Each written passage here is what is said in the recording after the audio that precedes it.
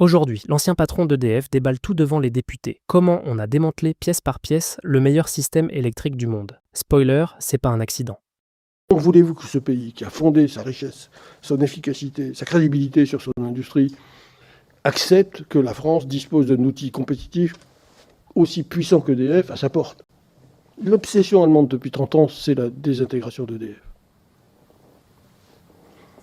Ils ont réussi. Pourquoi est-ce que le lobbying allemand est plus puissant? Une obsession qui dure depuis 30 ans et qui a fini par payer.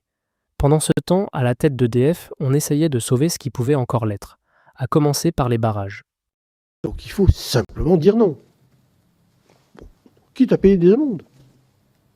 Les troupes belges vont envahir la France. Non, mais de quoi on parle? Donc s'il s'agit de négocier des amendes, on négociera des amendes. Si amende il y a. Mais il appartient à ce pays de faire valoir ses intérêts vitaux. On va pas... Dire non à Bruxelles, ça marche une fois. La deuxième mesure, elle, est passée comme une lettre à la poste. Un petit nom bien technocratique. La loi NOM.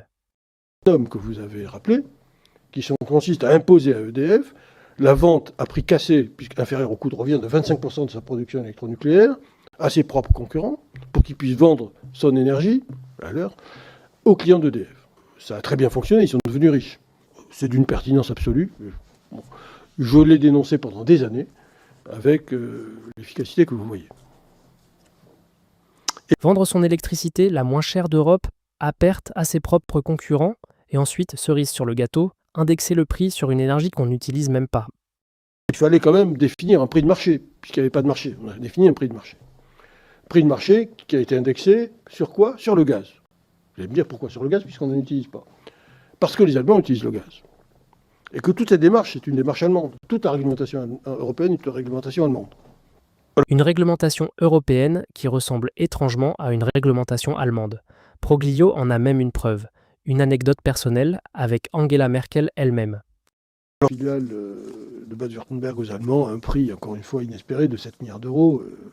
Elle venait de sortir du nucléaire, c'est juste 3 semaines après la cession, arrêt Fukushima, elle sort du nucléaire, et donc la société ne vaut plus rien, et moi j'ai ramassé ces 7 milliards. Et Merkel me dit, monsieur Proglio, vous avez fait une bonne affaire sur notre dos. Hein. Je dis, mais c'est grâce à vous, madame la chancelière, pas apprécié du tout. Je dis, vous êtes sorti du nucléaire, donc bon. Alors ça l'a beaucoup énervé. Vendre à prix d'or une centrale que l'Allemagne vient de sacrifier et se faire reprocher d'en avoir profité, il fallait un certain culot. Mais la chancelière, elle aussi, avait ses raisons. Le nucléaire. Elle me l'a dit. Elle m'a dit, je le fais pour des raisons politiques, pas du tout techniques ni scientifiques. Des raisons politiques, pas techniques. Traduction, un choix électoral allemand a coûté cher à la France. Et le fameux couple franco-allemand dans tout ça? En Allemagne, du couple franco-allemand, il n'y a qu'en France qu'on parle du couple franco-allemand. Donc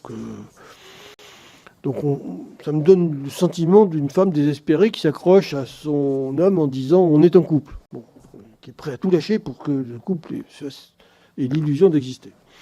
Je pense qu'on ne prend pas l'initiative, comme l'Espagne et le Portugal, de sortir du marché européen de l'énergie.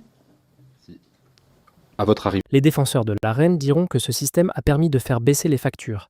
L'Allemagne, elle, expliquera sa sortie du nucléaire par la sécurité, pas par le calcul politique. Sabordage industriel ou réel politique énergétique. À vous de juger. Séance tenante.